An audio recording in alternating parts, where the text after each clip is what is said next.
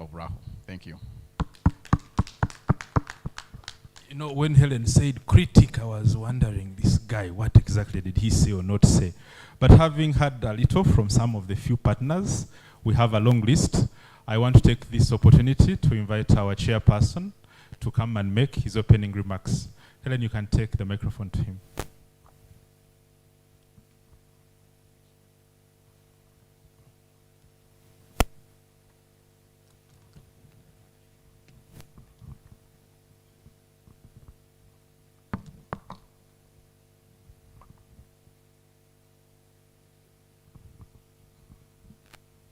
Good afternoon. Good afternoon, everyone. I hope I haven't kept you waiting for a very long time.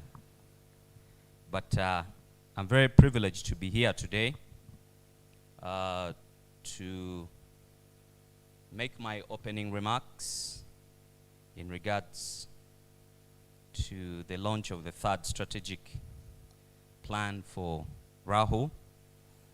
On behalf of my board members, I can see some of them here. I have been in charge of Rahu board for, I don't remember how long. It's been a very long time. And for me to see the organization launch its third strategic plan, I think we need to give them a round of applause. Of course, I know there is a lot of protocol to be observed. You know, when you do a lot of speeches, sometimes you have to observe some of these protocols. So, of course, the chief guest, the patron of Reach a Hand, and of course, the representative of the ambassadors that are present here today. I hope they are here. The Assistant Commissioner of Youth, Ministry of Gender, Labor and Social Development, all dignitaries from government that are present here today and all their agencies. The UN agencies that are here, I've seen some of them, and other development partners.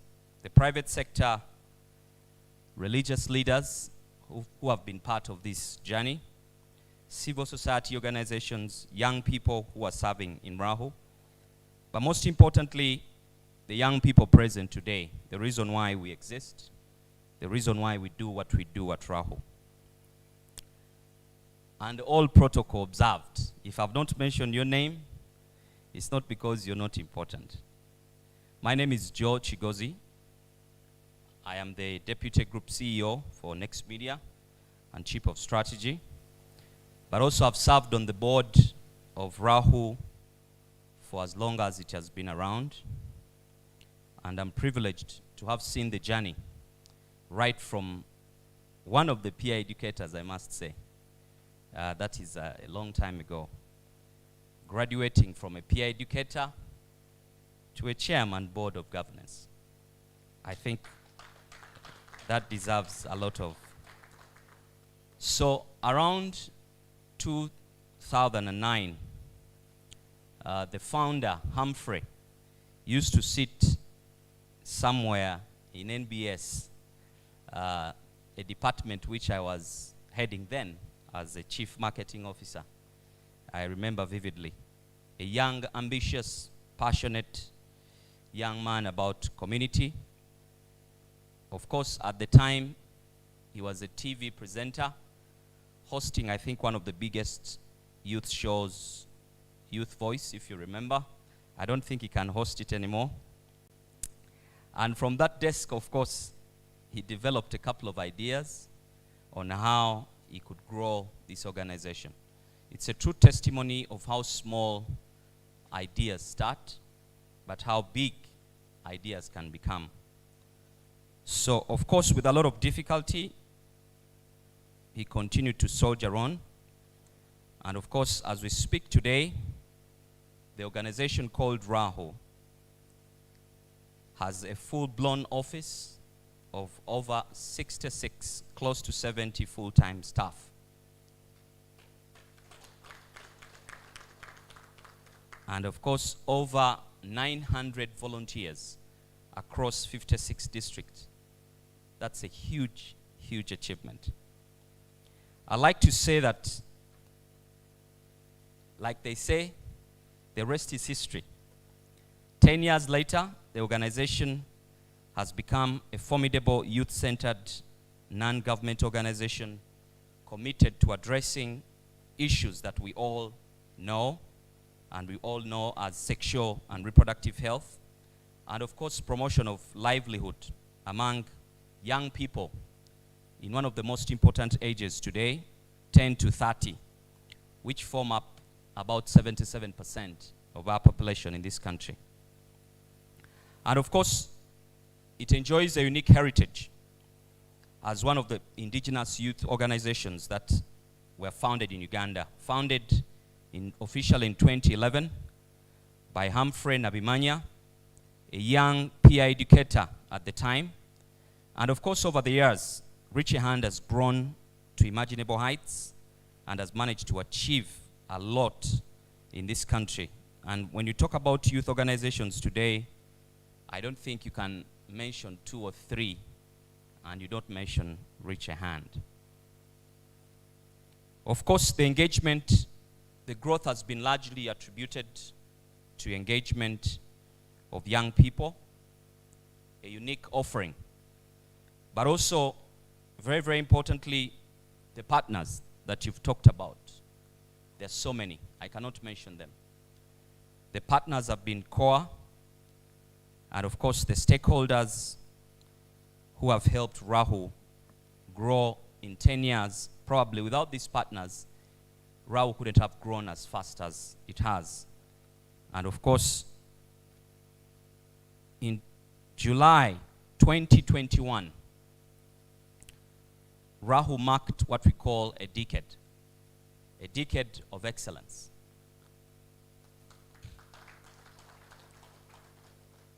And of course, these 10 years were a clear example of an organization that was not just gambling on its direction, but an organization with a very clear strategy, a strategy that of course is guided by what you should clap for: clear,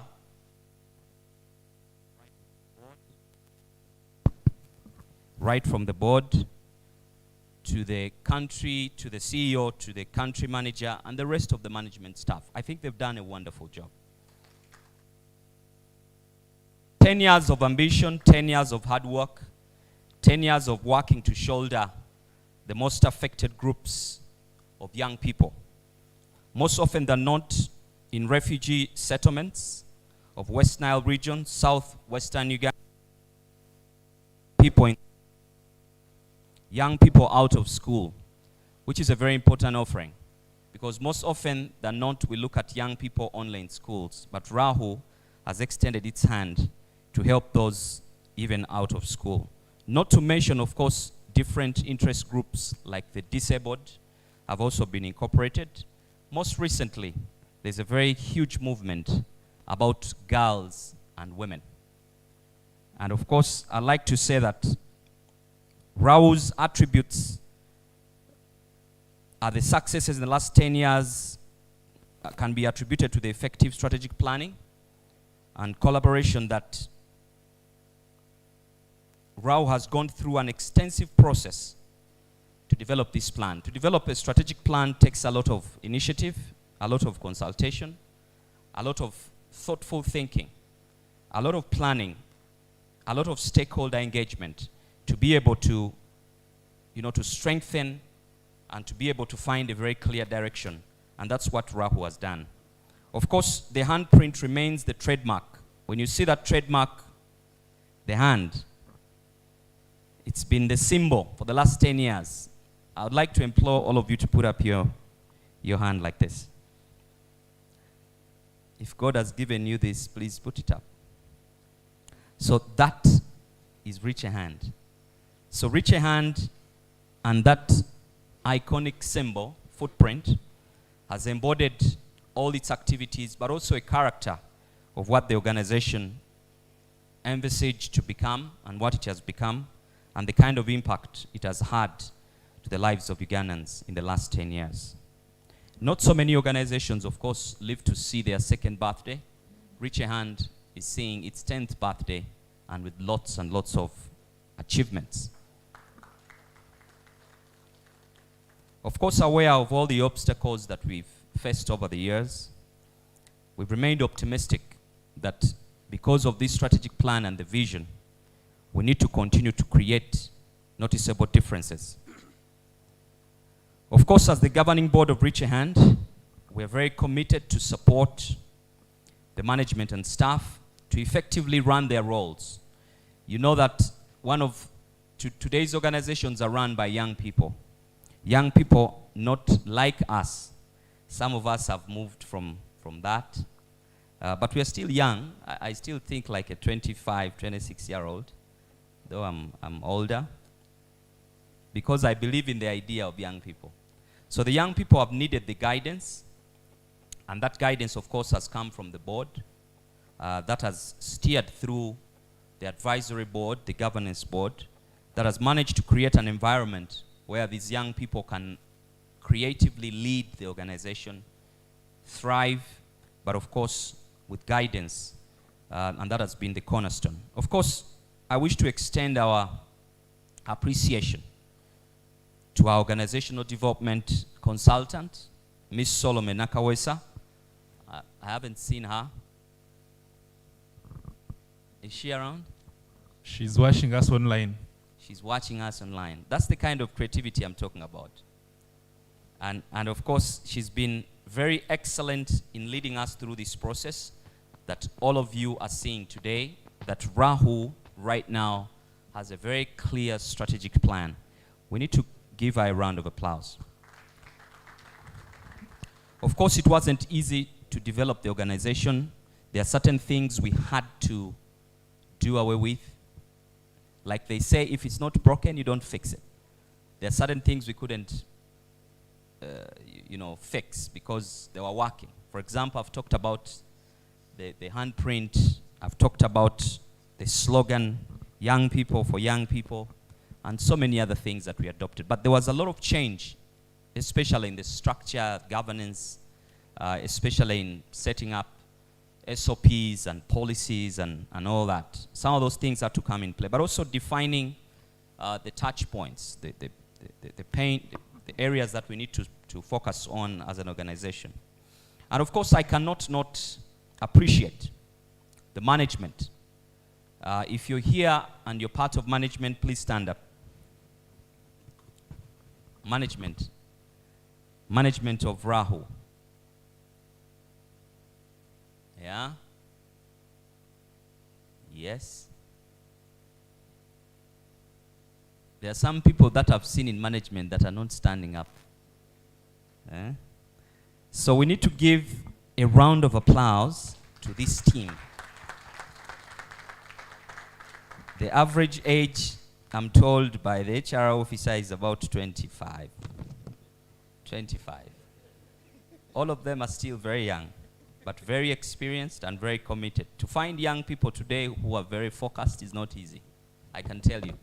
They have the energy, but to find a group of young people who are patient, who have got the ethics, who have got the fortitude to actually, circumvent all obstacles, it's not easy. So when you get a team like that, you have to give yourself a pat on the back. And of course, that team has been responsible for the day-to-day running of the organization, and of course, led by their Chief Executive Officer, Humphrey, who have done a wonderful job and of course managed to steer the direction of the organization in good and bad times. One of the most important, most difficult times was COVID.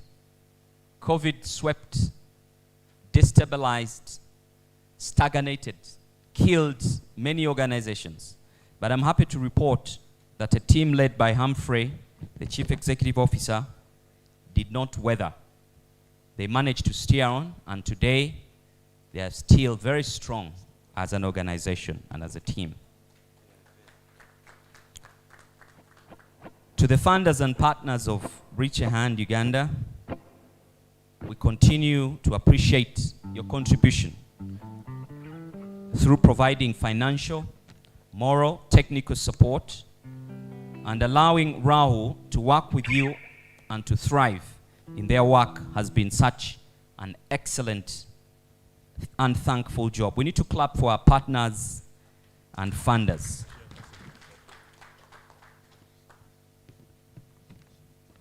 Of course, it cannot be until now that we request you to continue to work with us, all our partners. It's just the beginning. 10 years, a decade, is simply the beginning of what is going to be a lifelong journey. Like we all know, organizations transcend their founders. Organizations transcend all of us because of the core purpose and the core reason for which we exist. So I'd like to say that the problems of the young people will continue to manifest, and they'll continue to metamorphosize. So it means that funding cannot stop. You cannot say we funded this project and that's it, because the challenges of young people keep changing. We need to keep changing. We need to keep innovating. We need to be able to deal with them for all intents and purposes. We appreciate government above all. Government has been very supportive. There is no way we could have excelled in the last 10 years without government involvement, without support of government. Of course, most importantly, Gender, Labor and Social Development Ministry, Ministry of Education and Sports, Ministry of Health, among others, have been one of the key stakeholders in making sure that Rahul thrives in a very difficult environment, and of course, to continue to break some of the things that, the traditions that have been characterized by some of the organizations that have been leading this journey. We need to clap for government. Therefore, today we officially launch our third strategic plan. And of course, we are calling everyone in this room, everyone watching us, wherever you are, to be able to come and join us as we continue a journey to be better than we were 10 years ago. Because of the shared vision, we want to be able to witness and work together and to hold us accountable to the journey that we are committing to elevating the lives of young people. So on behalf of the governance board, I welcome you all today to such a grand occasion where we launch Richehan's third strategic plan. Thank you. Thank you. You're most welcome. Hand of applause for our board chairperson. I was always told that he's very eloquent and he speaks very fine words. I am happy that the rest of you have got the opportunity. I am unfortunate that I sometimes see him when he's tough, but otherwise when he's not tough, that is how nice he can be.